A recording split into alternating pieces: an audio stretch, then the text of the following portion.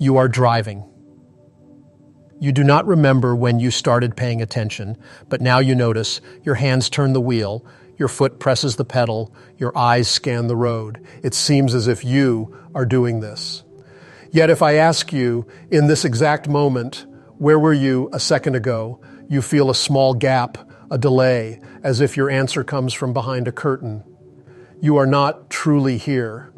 A red light appears, your foot moves, you brake.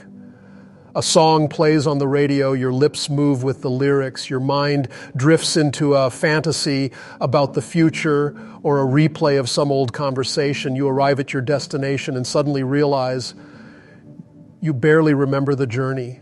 The road was there, your body was there, but you were not. This is how you live almost your entire life. You think you are awake, you are asleep with your eyes open. You navigate your days in a kind of waking dream stitched together by habits, reactions, and fragments of thought you did not choose. And if I speak to you now, it is only because there is something in you that knows this is true and is quietly terrified by it. You live in loops.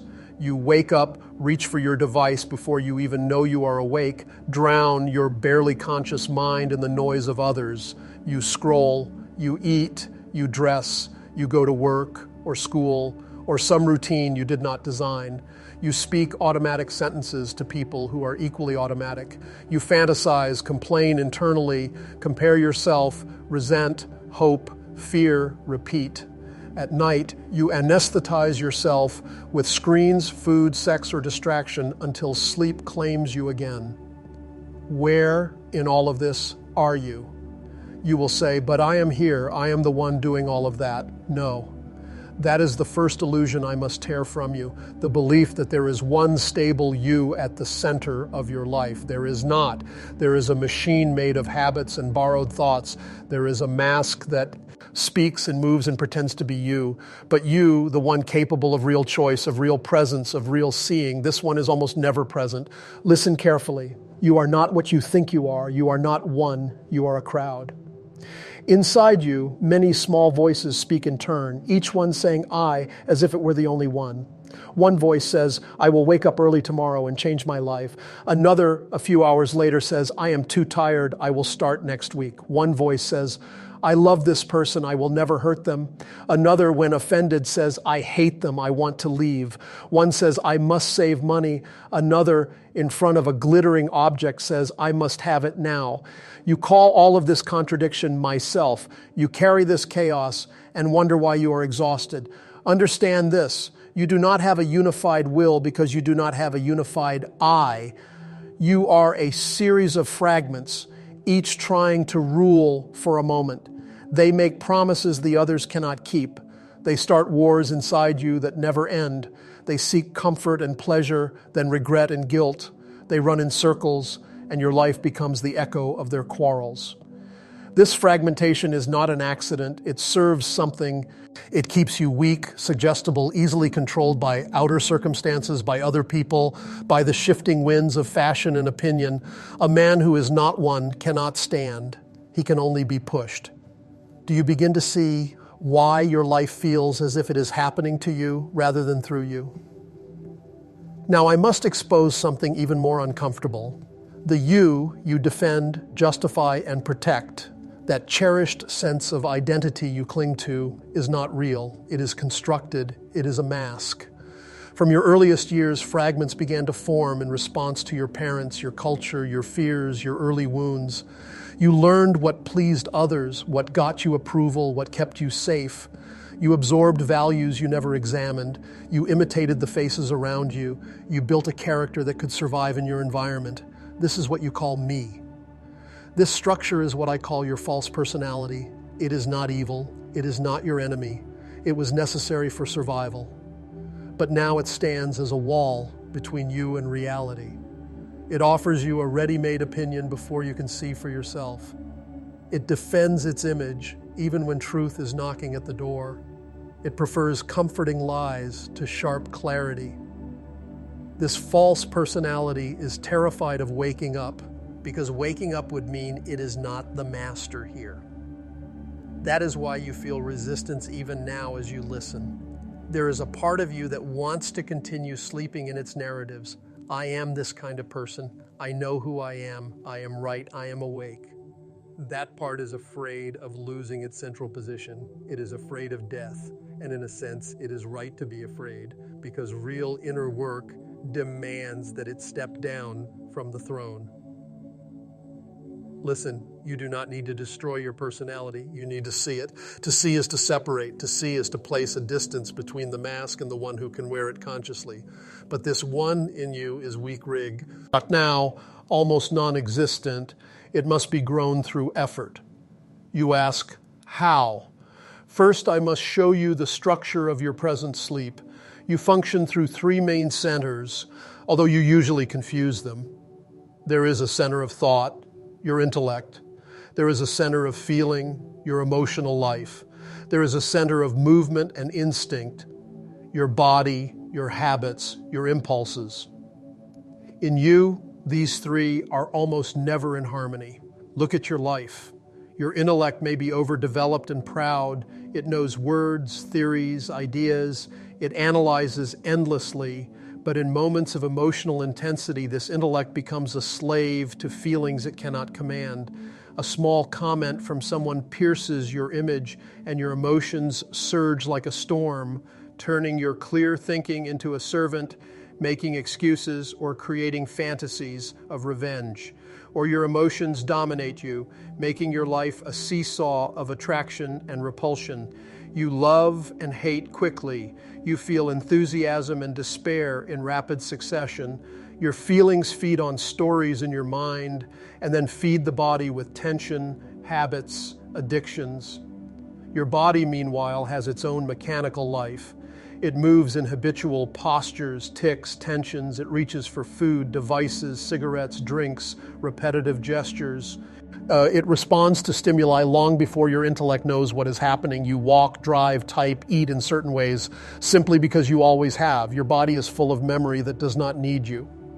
In most of your day, one center is overused while the others are neglected. You think about your feelings instead of feeling them directly. You imagine exercising instead of moving your body. You talk about your problems endlessly without either feeling their full impact or acting differently. The centers are at war or asleep. They are rarely aligned. This is the mechanical man, thought, feeling, and body pulling in different directions. It produces confusion, conflict, and waste. It is like a carriage with three horses, each running in its own direction, while the driver is drunk and half asleep. Now imagine a different state. Imagine your body present, upright, aware of itself. Imagine your emotions steady, sensitive, not flooded, not numb. Imagine your mind clear, silent when not needed, precise when called. Imagine all three attending to the same moment, the same task, the same reality, together. This is the beginning of real inner work, the harmonizing of the centers under a new conscious attention. But I do not speak to your imagination for its own sake. I speak to challenge you. The life you live now is not neutral. It has a cost. To remain as you are is not simply to stay the same. Nothing in you actually stays the same. It either develops or decays. Every day you remain mechanical. Certain possibilities die. Your capacity to feel deeply erodes as you constantly stimulate yourself with superficial emotions. Your capacity to think clearly weakens as you feed your mind with noise. Your body becomes heavier, more rigid, more automatic with every unobserved habit. More than this, your sleep serves something beyond you. Your unconscious reactions, your petty suffering, your hatred, your anxiety, they do not vanish into nothing. They feed processes you do not see. They support forces that thrive on confusion and separation. You are not just a victim of the world, you are also its accomplice. When you become angry and indulge it, you strengthen the field of anger on this planet. When you hate mindlessly, you add to the work of forces that rejoice in division. When you drown in self-pity, you nourish a climate in which others will more easily drown. Your mechanical life has a cosmic significance. It is food. But if unconsciousness feeds destruction, conscious effort feeds something else. When you resist an automatic reaction, when you endure discomfort without collapsing into complaint. When you remember yourself in the middle of chaos, something very subtle appears, a finer energy, a higher vibration. This is not rhetoric. If you work, you will taste it. You will know you are participating in a different order of reality, one that does not waste your suffering but uses it. I will not give you comforting promises of instant transformation. Real change is expensive. It demands a kind of suffering, intentional suffering. You already suffer, but in a useless way. You suffer from fantasies, from wounded vanity, from comparison, from being attached to things that are constantly changing. This suffering is mechanical and produces nothing but more confusion. Intentional suffering is different. It is the conscious decision to go against your automatic habits, to refuse the narcotic pleasure of distraction when you know you are escaping yourself, to remain present in a difficult situation instead of fleeing into daydreams or outbursts, to hold a posture of awareness when everything in you wants to collapse.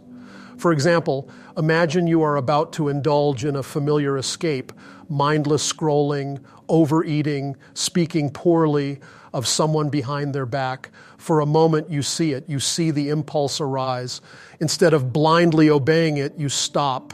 You freeze internally, perhaps even externally. You say to yourself, not as a thought, but as a fact, this is a program running through me. I will not feed it. That moment is a shock to the machine. The machine does not like shocks. It prefers continuity, the habitual sequence of trigger and reaction, desire and satisfaction, discomfort and escape. When you interrupt this sequence, something trembles. You feel a kind of inner friction, a discomfort that has no external cause. It is the friction between sleep and the possibility of waking. Your task is to bear this friction consciously. I will give you a simple, brutal experiment. For one day, just one, observe yourself as if you were a stranger you are studying. Do not try to change anything at first. Simply watch. When you wake, notice immediately, where does your attention go? How quickly do you reach for your device? How do you move out of bed? How do you walk? How do you breathe? What is the first thought that repeats itself? Notice the tone of it. Notice especially the background of your day, the constant inner talking, the images, the worry. Throughout the day, catch moments where you are completely absorbed in a thought, an emotion, a fantasy, and suddenly remember, I was gone. For a second, you become present. You feel your body, your breath, the weight of your feet, the sounds around you. Then, as if pulled by an invisible magnet, you are drawn back into the stream of automatic thinking. This coming back, this remembering, is the beginning of a new force in you. Do not moralize. Do not judge yourself. Judgment is just another automatic pattern. You are not observing to condemn yourself or to praise yourself. You are observing to see the truth of your condition.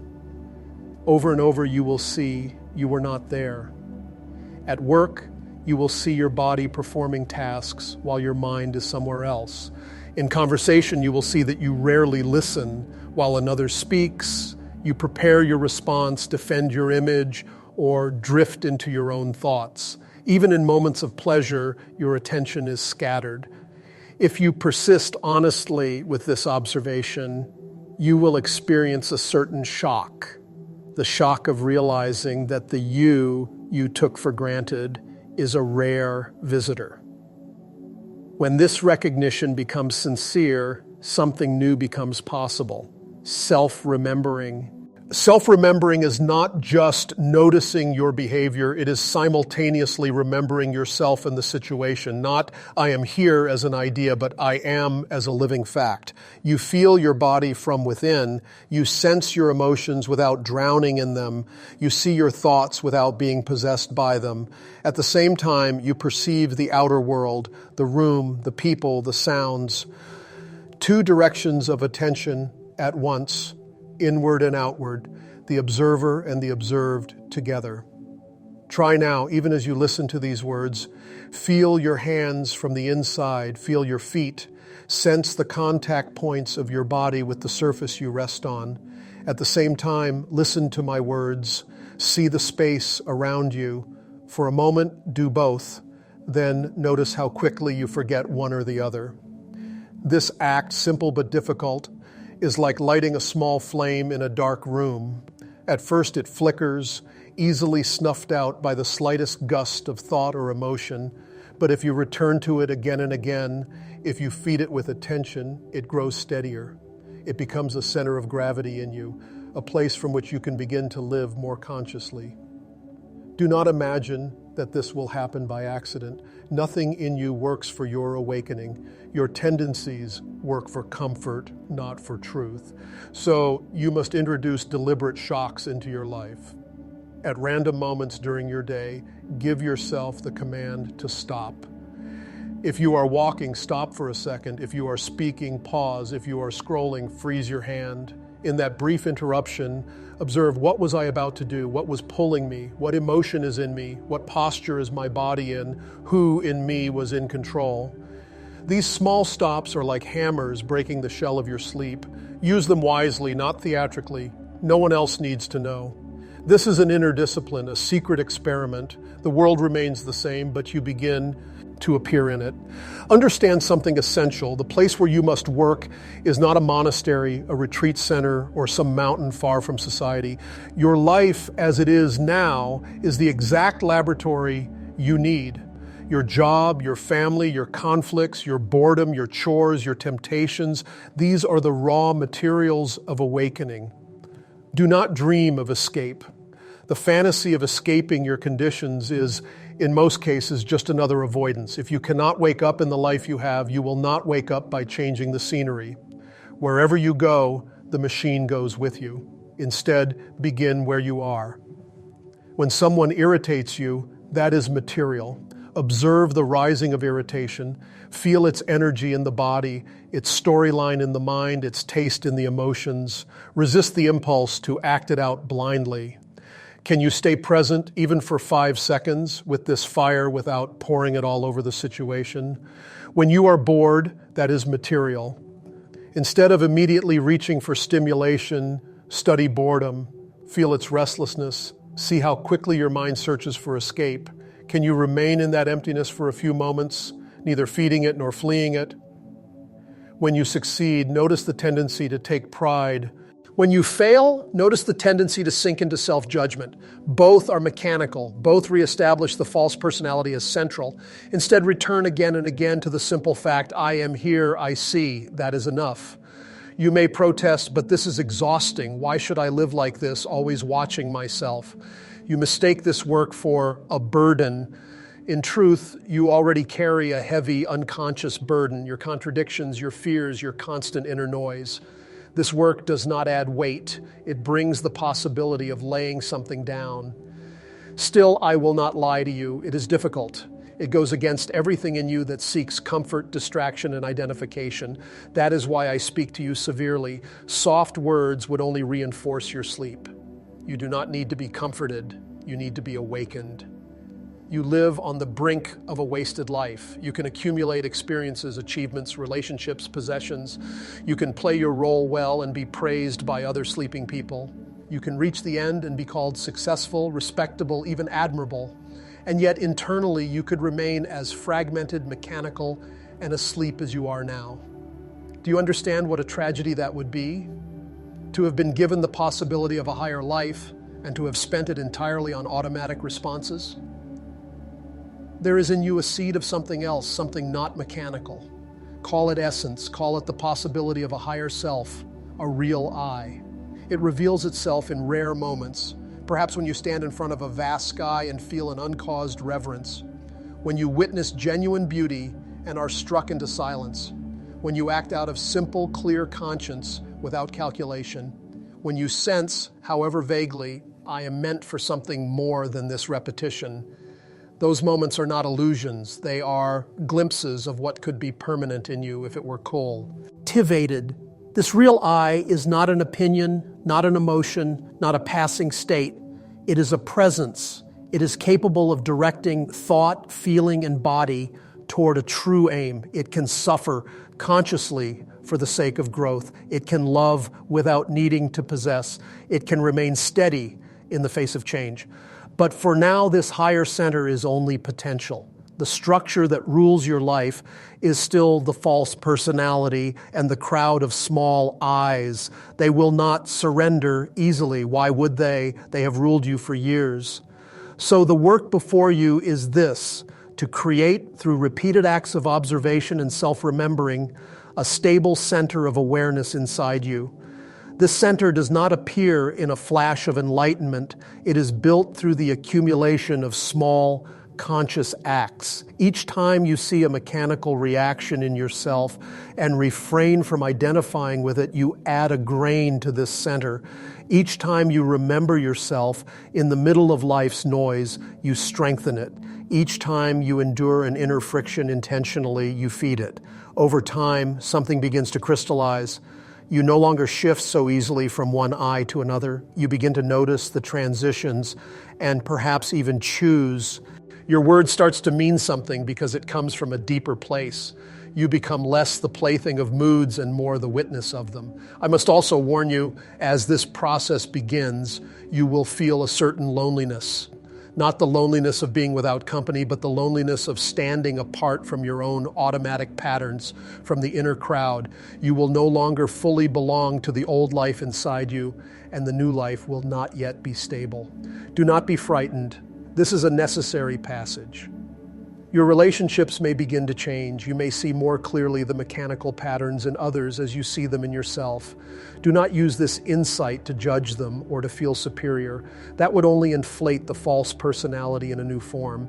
Instead, let this vision deepen your sense of responsibility. If you see more, you are obliged to work more on yourself. Remember, you are not asked to become special. You are asked to become real.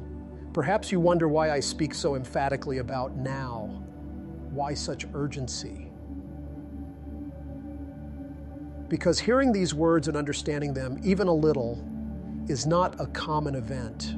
The fact that you can recognize yourself in what I describe means that something in you is not entirely asleep. That part is rare treasure. It can be buried again under years of distractions, compromises, and comfortable lies. Or it can be protected, fed, and used as the starting point of a new life. After listening to this, you cannot honestly say you were not warned. You can choose to forget, to dismiss, to rationalize. Many do. They say, interesting, and then go back to their loops, but something in them knows they have turned away from a turning point. I will give you very concrete tasks to begin. They are simple, but do not underestimate them. The machine will resist them with surprising force. First task, self-observation without judgment every day for the next 7 days. Set a quiet inner intention each morning before you move. Today, I will observe myself. This does not mean you watch yourself every second. That is impossible at your current state. It means you create islands of observation throughout the day. Whenever you remember, pause for a few seconds and watch. What is my body doing? What posture am I in? What tension do I feel? What emotion is present? What thought is repeating? Use a simple phrase. I notice anger. I notice fear. I notice pride. I notice boredom. Do not say, I am angry, as if that is your essence. You are learning to distinguish between passing states and the observer. If you forget for hours, do not despair. The moment you remember, you are already closer to waking than you were. Just begin again. The value lies in the returning.